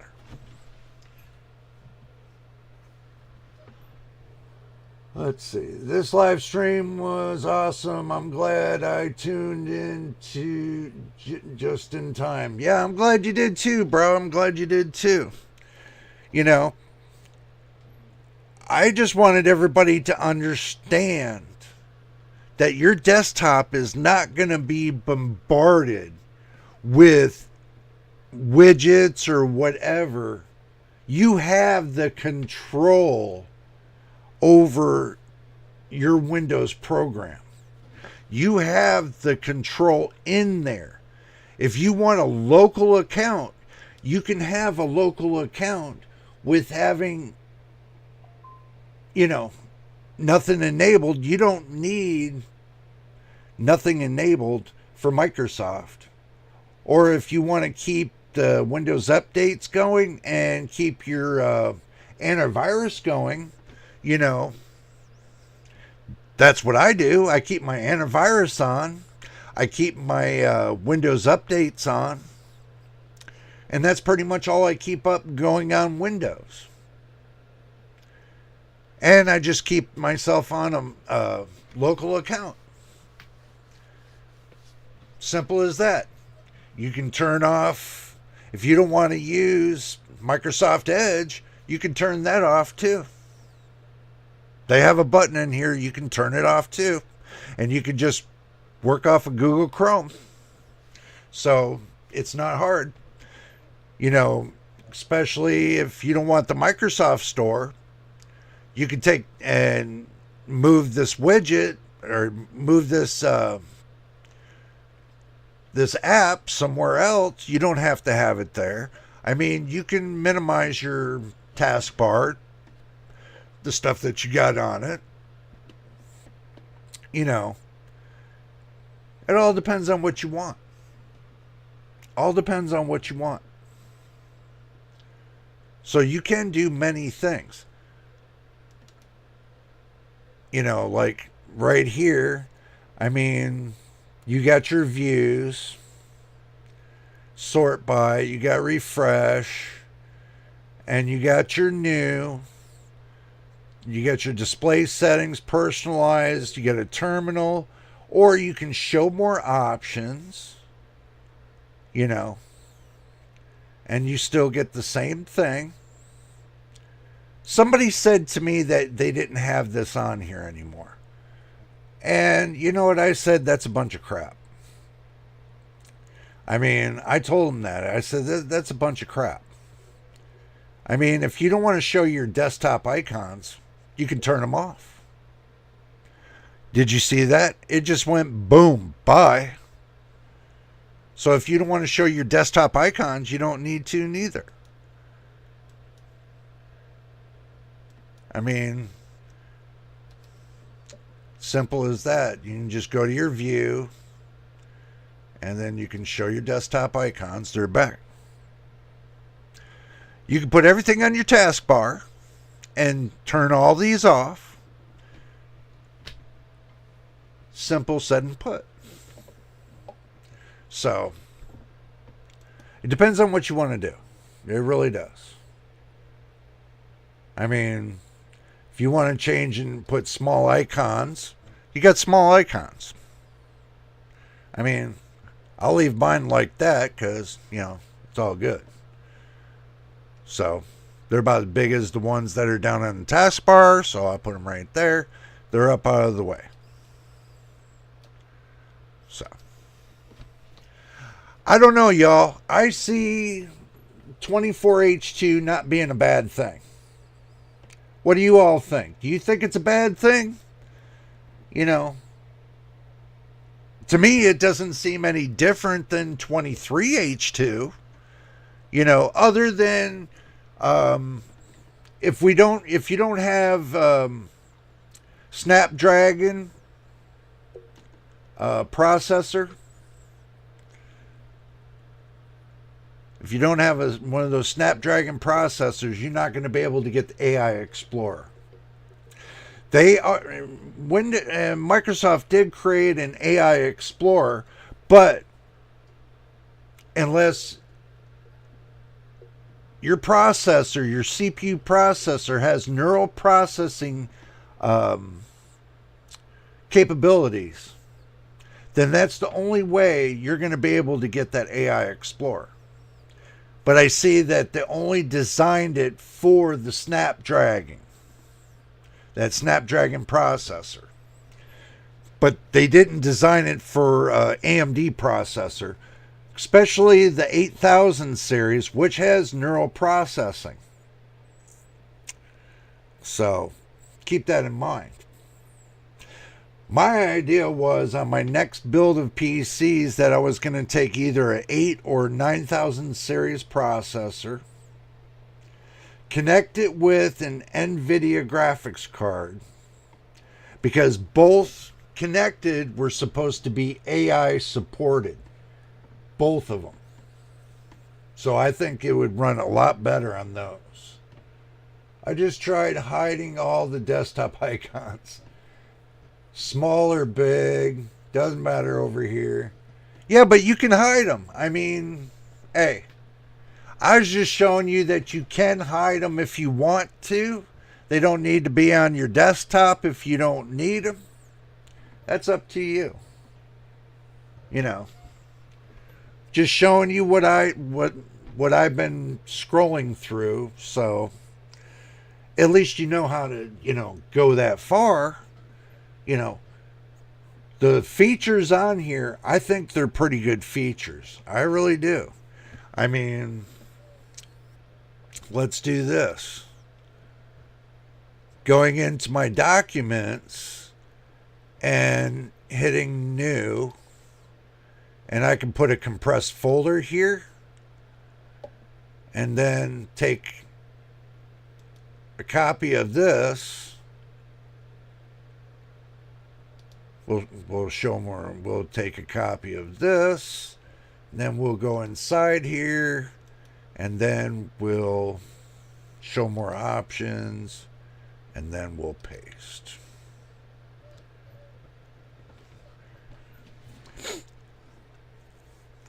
Now, as you can see, I'm creating a compressed folder.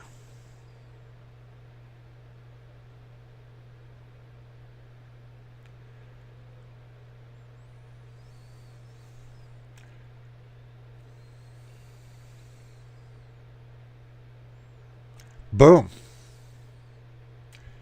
So I think that's pretty cool. And now looking at it, now I got it, this folder here inside of here. So now we'll see. Okay, so we'll show more. And we'll go to properties. So we got 520 megabytes in there, right? So we'll go to properties, and we got 522 megabytes.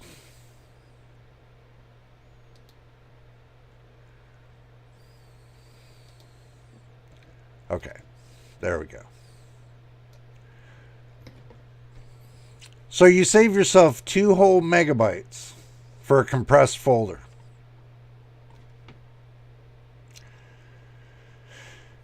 I don't get it. But you can It's good for if you want to put like your pictures and stuff in there like that. And you want to compress it, and you want to keep it into a safe space. That's basically that compressed folder. That's like you can put a I think you can password it too, if I remember right. Let me remember. I think you can password it if I remember right. Let's see. Um, yeah, I think you can. You could add more security to it. That's if you want to. If you want to mess around with it, that's up to you. You can put more security, or what you can do is you can make it a hidden folder to where nobody sees it. You know, I mean, you can do that too. You can hide it in the Windows operating system, and it's your pictures. And who's going to be searching for your pictures in a Windows folder? Nobody's going to go towards your Windows folder, not unless they're hacking you. But I'm saying if you got other people that are using your PC and you don't want nobody to use in that folder, then you can take and hide that folder of all your personal stuff. Just gives you a little bit of an idea of what you can do. Just to let you know that. Also, too, if I go into my pictures and I go to my saved pictures, I added let's see, more options.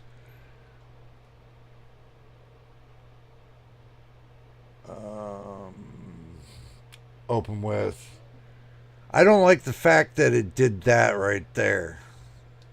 So basically, the only way you can get into your paint, yeah, you can go to open with, and you can do it here too. So paint you have to download from Microsoft. Paint 3D, you have to download that from Microsoft. So I think it's pretty cool, guys. I mean, I got everything I need. And that basically, you got everything that you need too. So that's pretty much the ball of wax when it comes to Windows 11 24H2. I really didn't find much more than that. I didn't find anything extra special or anything else other than what I showed you today on this stream. I pretty much went through the extreme of it. And don't matter over here as long as the mouse cursor is ginormous. Oh, you like the big cursor. Yeah, but you can do that very simply. Here, let's go back a little bit. Oh, if you want to change your cursor, you just go into here, and you just type into here, type in mouse. Okay. And then, it should give you a resizable additional mouse settings, pointers. No, it wasn't there. Huh. I think this one's a little bit different. Pointer speed, scroll mouse pointer, there it is. Okay. So boom, there it is. Mouse pointer. There's your big booty cursor. And if you want to change the color, you can change the color.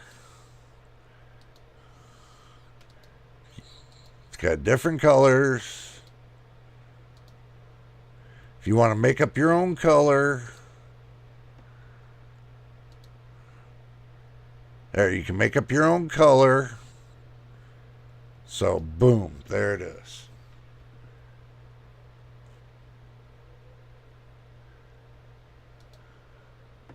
If you want it white, you want it black, you want it inverted, you can do many things with this. So, there you go. There's your cursor. It looks edible. Well, you asked for the big cursor, I give you the big cursor. That's pretty much how you do that big cursor thing. So you got many options. You got so many options in Windows. It's just totally sick. I mean, some people don't ever explore their system to find out exactly what's in it and what does it do. You know, I mean, take your time, spend the whole day going through your whole computer from A to Z to see how many features you actually have. Man, that's for free. All the stuff that's built in on your system is absolutely free. I mean, think about it. Even, let me go back again, show you one more time. Let's, using this big old cursor. Okay, we're going to minimize this down a little bit. Calm it down a little bit there, buddy. There. We'll calm it down a little bit. Okay, now, other things that you can find on your system, and I've been telling everybody this all this time.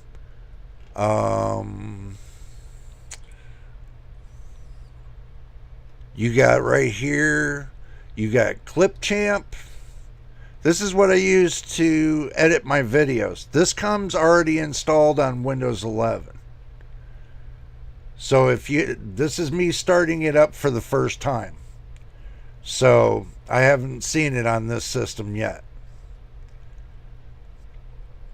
So this is pretty easy to use.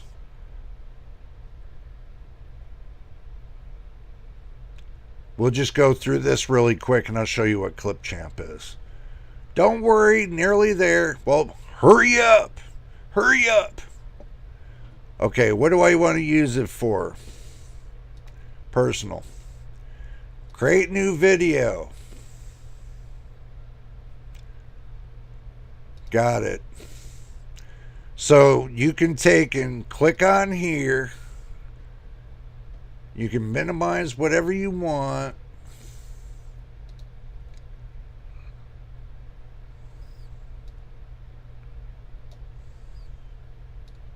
See how many are open. My God. Stop it.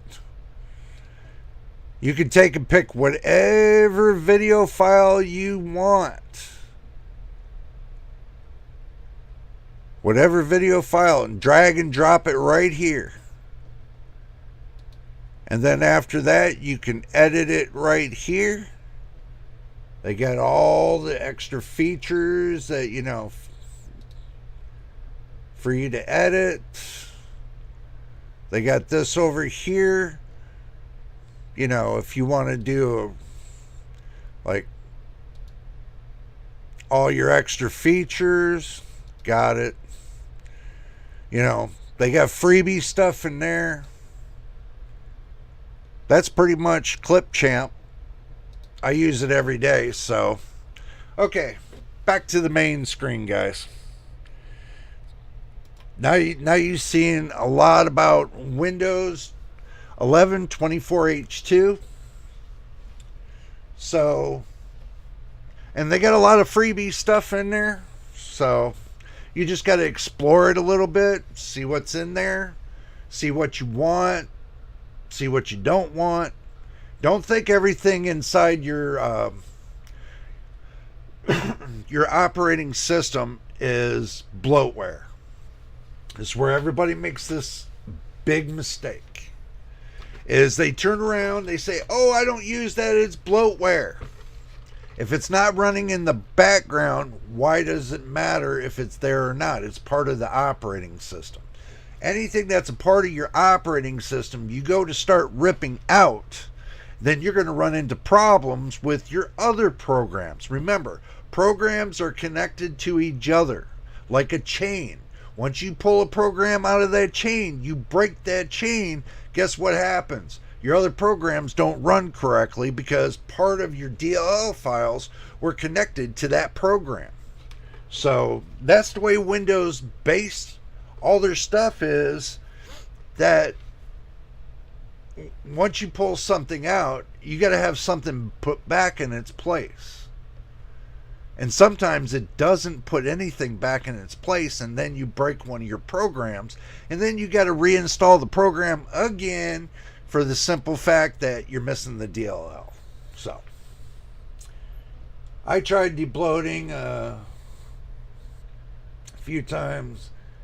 Didn't work as expected. Yeah, it doesn't. It does not work. So this thing of ripping stuff out of your system, it doesn't matter. It's a part of the operating system. You don't need to rip anything out. You don't need to modify the registry. You don't need to rip anything out. That's all. That's just people wanting to take and bare bone the system to where it's got nothing left in it. Not even Windows, your media. They rip everything out, and then what they expect is to have it work, and it doesn't.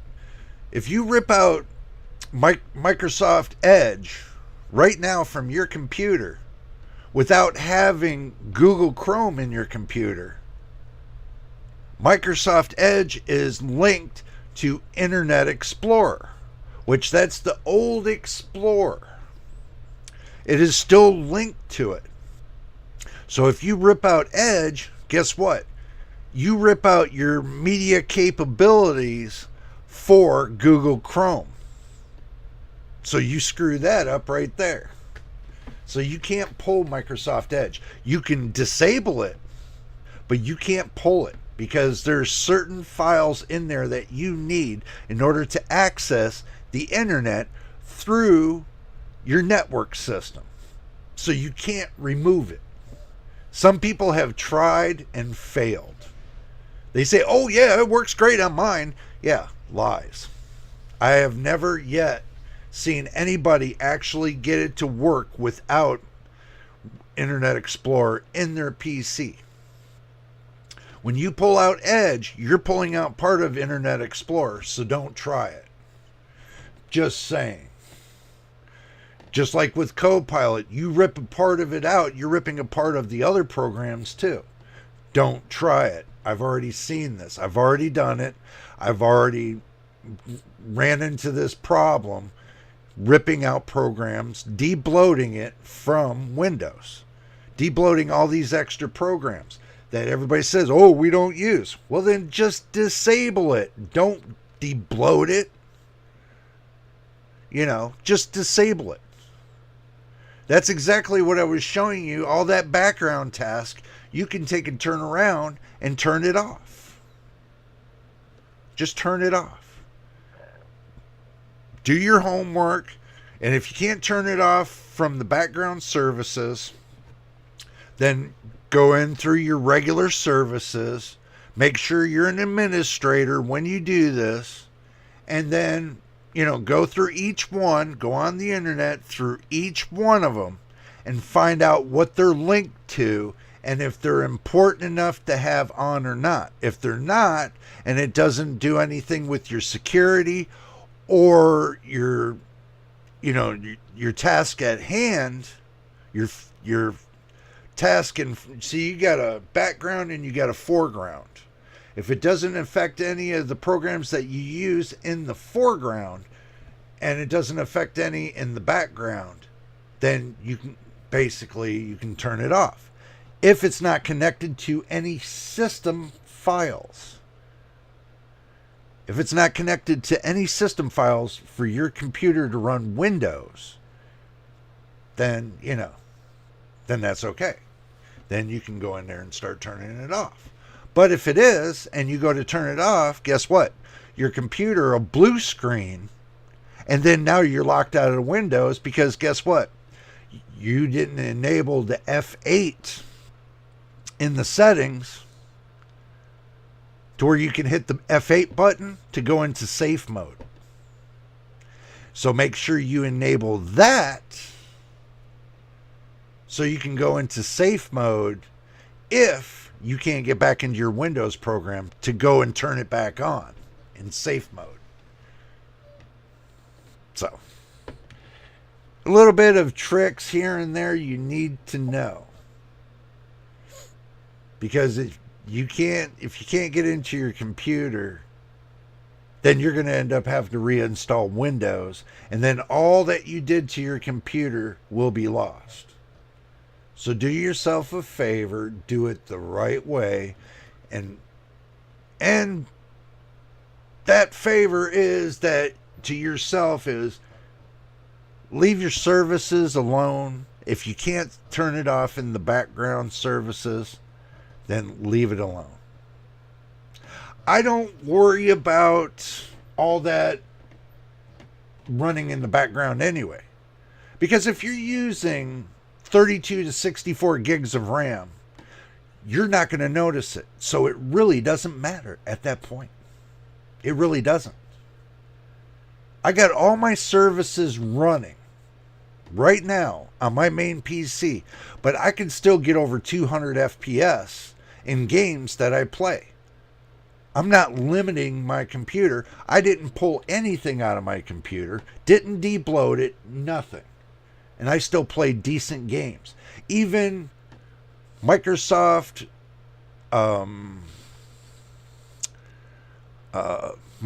Defender is still running, and I don't have any problem. So everybody telling you, oh, you need to turn this off, you need to turn that off. Well, if your computer's eating up a lot of resources, I can see you turning it off. But if it's not, leave it alone. If your computer's not eating up a hell of a lot of resources, let's say you're sitting idle and you go into your task manager and it's pegged out at 100%. And you're not doing anything and it's sitting idle and you're pegged out at 100%. Then find the program that's pegging out at 100% and turn it off. As long as it's not part of a system file. So, there you go. Find out what it is.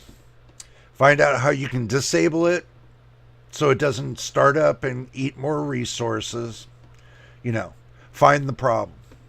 So, it's common sense. You want to have decent gameplay, then by limiting your system and taking out certain resources, you're taking away from your video gaming as well as your operating system by pulling certain programs out. So don't debloat. You don't need to do it. If you can't turn the system sources off, then leave it alone. It's not going to harm anything. Okay? If you use up 500 megs of RAM and you got 64 gigs of RAM, that's only 500 megs of RAM. Leave it alone. Doesn't matter. It's not gonna shun you away from playing your game. What does is if you don't have your CPU set up correctly in your BIOS, if you don't have it set correctly in your BIOS, you can wind up into that problem. Unless you got a pre-built system and there's just one button click, so then it's just one button click. Turbo. That's it. That's all that's set on pre-builts is turbo. That's it. Nothing else. So Windows 11 24H2 is not going to be a problem for pre-builts. As you can see, I'm on a Livono with an 8-gen processor and integrated graphics, running 16 gigs of DDR4 RAM at 3200 megahertz. Well, no, 2666 megahertz. My bad. But they are 3200 megahertz sticks, CL16. So it's kind of like underclocked. But it still runs good. I'm still impressed with it. But anyway, y'all have any more questions you want to ask? Any more Q&A? Because we just hit our 2-hour mark. MTBK, you got any more questions? Or Machine, anybody? You got any more questions? We'll take a few Q&As. And if you don't, then, we'll call it a day. Because we always got next week. There's always something cooking about next week. And I'm sure we're going to want to jump back on the wagon about the 5090 for next week, though. A lot of people are talking about the 5090 being, the top end of the top end. That it's going to be 33% faster, and rasterization is supposed to be 77% faster in ray tracing, from what I'm hearing. So I thought it is DDR4 3200 megahertz, though I might have seen it wrong. No, it is DDR4, but it's 2666.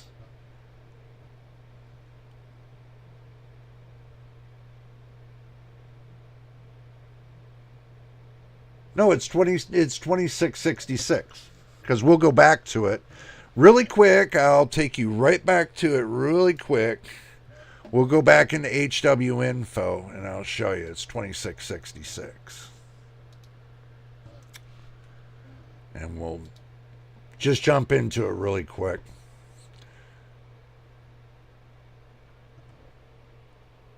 Okay. Now, it's dual channel. I'll be damned, you're right. How is that possible?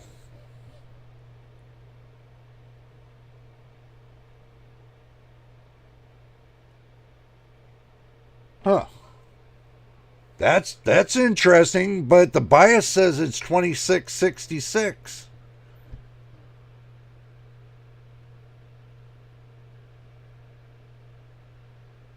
Yeah, it does, doesn't it?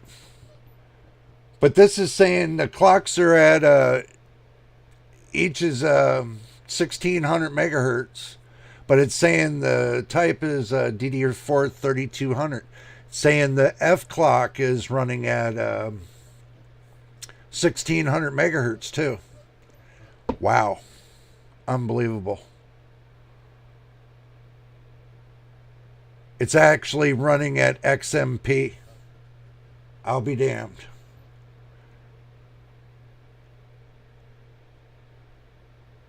Can you believe it?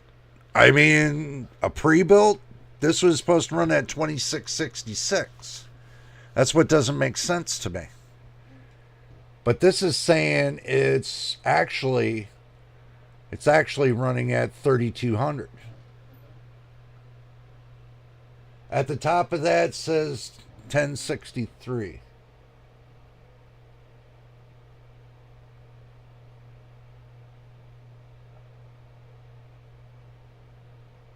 Oh, that's right, because, yeah, I'm using 3200 megahertz sticks. But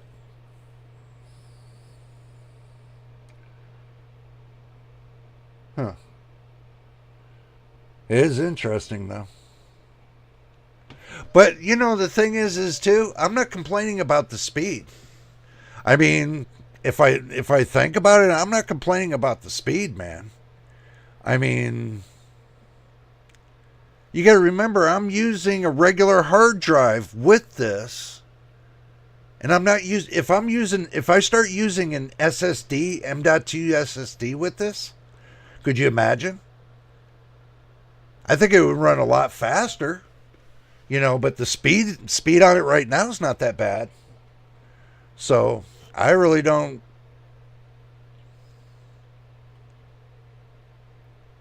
Oh, 2133. I thought it was 2666. I thought it said 2666 in the BIOS. I guess I'll have to research this. Yeah, because it would be, it'd be 2133. 2126, but yeah.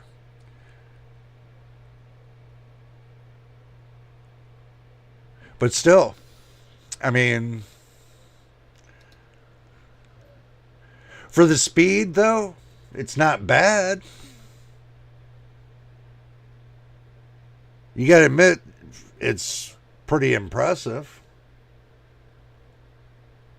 So, yeah, I mean,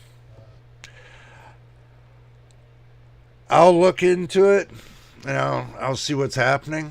But if I remember right, if I change the motherboard and put this processor in a different motherboard, I should be able to clock it up a little bit higher with the RAM. But just a pre-built system alone, this is just basically a standard pre-built on integrated graphics. The only thing I modified on this was the RAM, going from crappy little 4 gigabyte sticks, two 4 gigabyte sticks, up to two 8 gigabyte sticks, giving it 16 gigs. While the sticks are rated at DDR4 3200, they might run without the XMP profile active. So I believe it's DDR4 2133 at 1.2 volts. We will see about where the 2666 comes into play. Yeah, I don't get it either. I think it's something just dealing with the BIOS itself. I think that's what the BIOS is registering, but Windows is registering it differently. That sometimes happens too. Sometimes the Windows won't register what the BIOS has. It reads the hardware a little bit differently sometimes. That happened years ago on the older systems, to where you would have a certain amount in your BIOS and it would say, you have this amount, and then turn around when you plug in Windows, it's totally different ball game. So sometimes that happened with Intel. It would register one spot like this, and then on the other bit, it wouldn't register like that. So that's just a part of Intel that crap happens.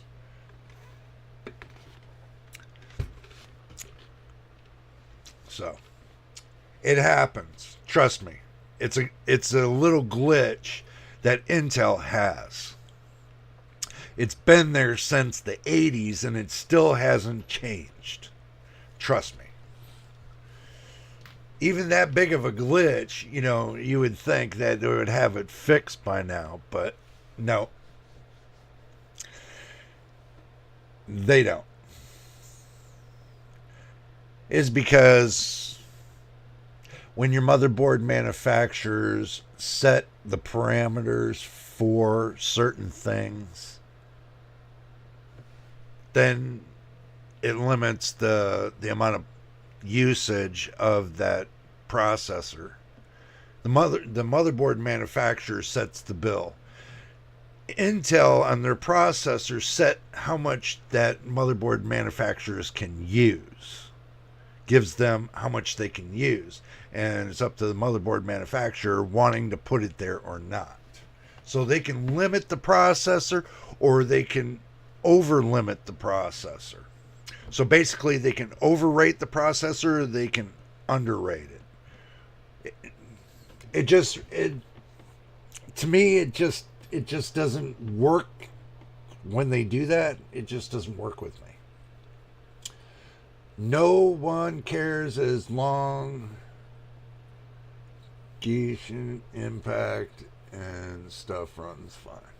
Well, yeah, I mean, not a lot of people go that far to look into it, which is true. People don't care about it. Yeah, I do agree with that.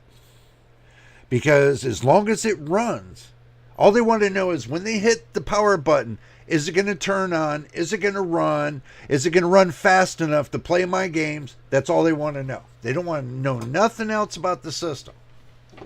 Okay? And that's where a lot of people make that mistake when they say, oh, I'm going to go upgrade my system. But then they ask the question, how do I upgrade my system? Where do I start? You've heard this many of times. You know I'm not wrong about this.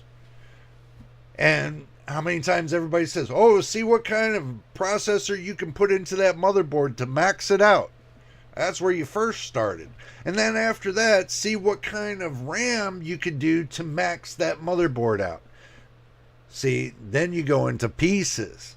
And then you see how much hard drive space, how much SSD space you can put onto that motherboard before it cracks. But, you know,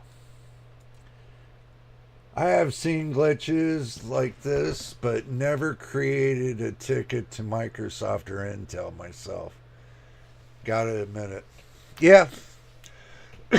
Neither have I. I've been saying this for years. This has been something that's been going on for years. You know, they've never fixed it. I never worried about it.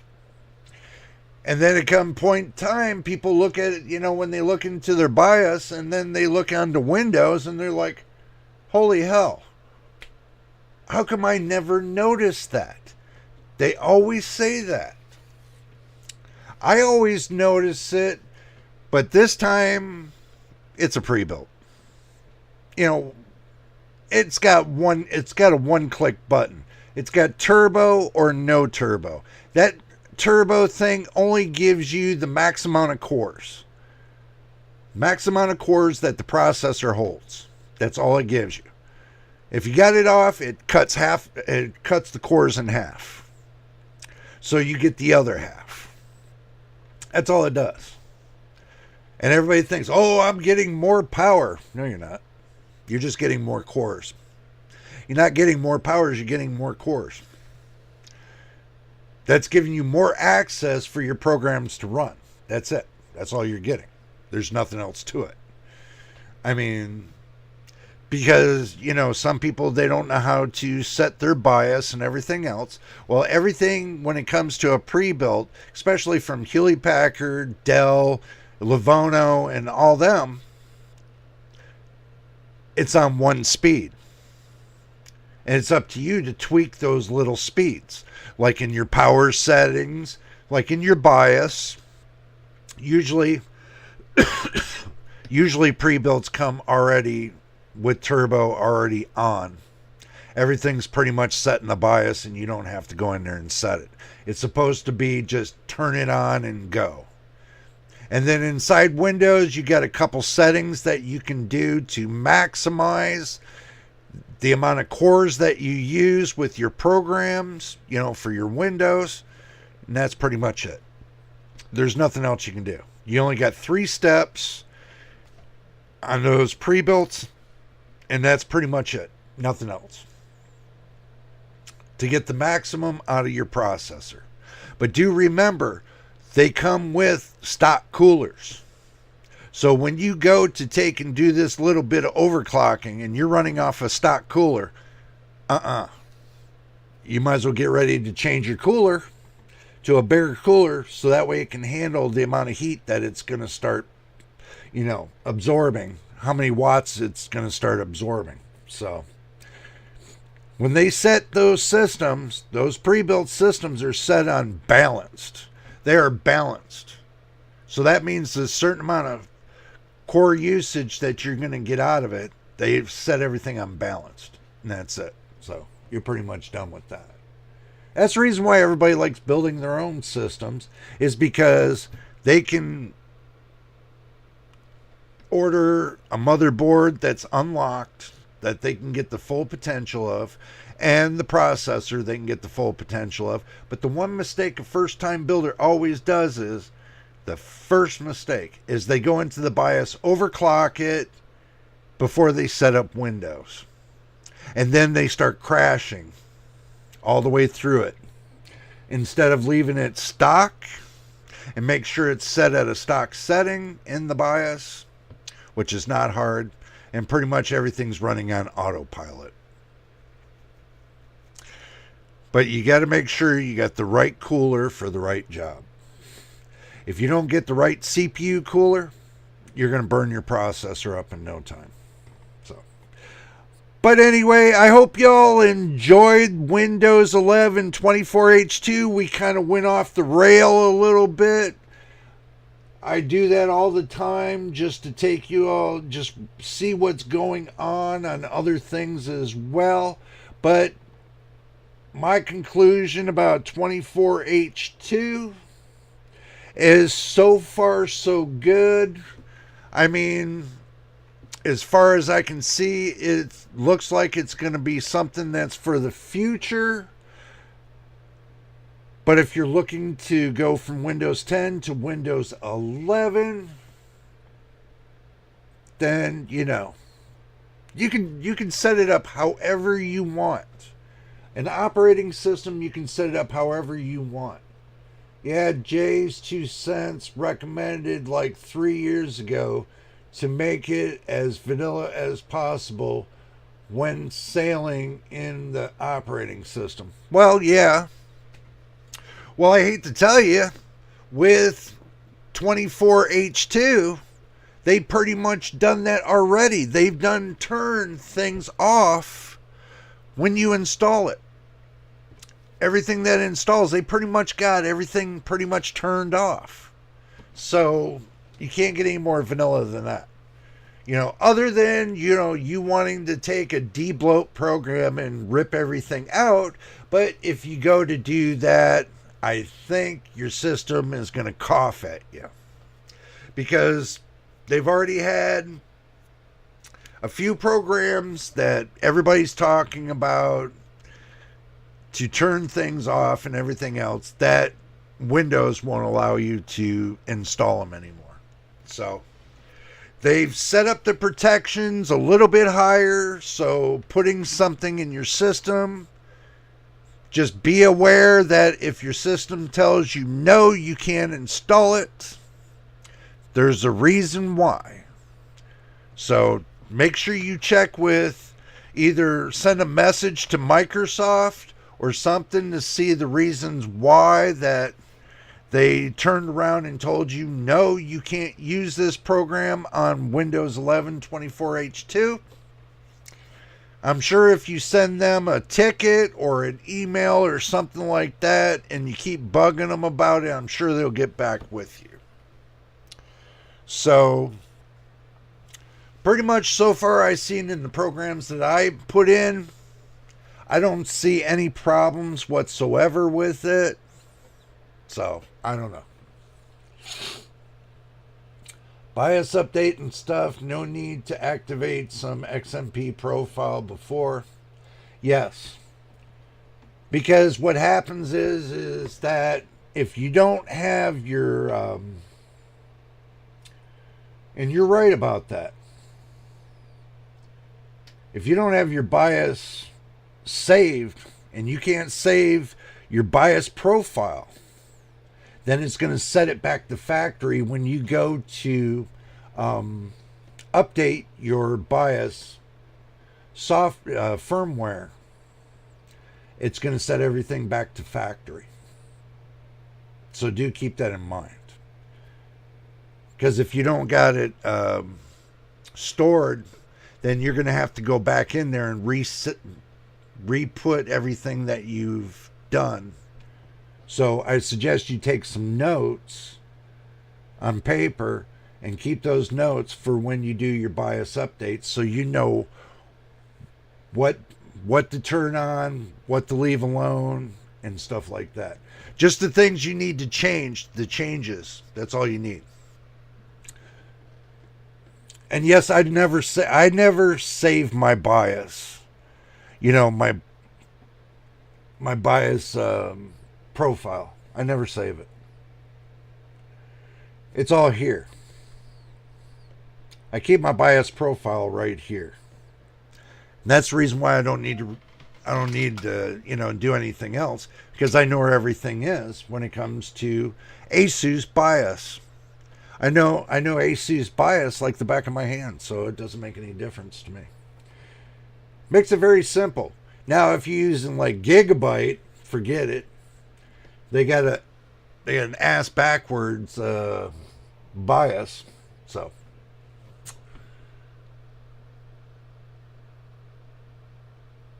Yep, pretty much. So, but anyway, guys, I'm going to get up out of here. Hopefully you had some fun. I know I sounded like this was more educational than fun, but I just wanted to see you guys see firsthand on 24H2. But if there's going to be any updates from Microsoft or anything else, I'll make sure I make a video on it and I put it out there for you to see. Yep, I do agree. I mean, you got to remember, when they put out new hardware, it's always like starting over back at zero. So basically, you're starting over with new hardware. You're starting at the beginning all over again. So you got to relearn new hardware, new software over and over and over. Especially going from Windows 1.1A and more to the Unix, all the way up to now. So you got to learn all that and some. So you got to start all the way back at the very, very, very, very, very, very first Windows. And then work your way up to today's Windows to understand how, you can make your operating system work for you. I can tell you a lot of disaster operating systems Windows had. That's for another video. Okay. But anyway, like I said, I'm going to get out of here. So you all have a fine day and a great tomorrow. And if this is your first time here, subscribe, hit the like button, would be appreciated, and hit that notification bell so you know when I post the next video. Until the next time in the next video, everybody, you know who this is, and we will see you on the next one. Take care.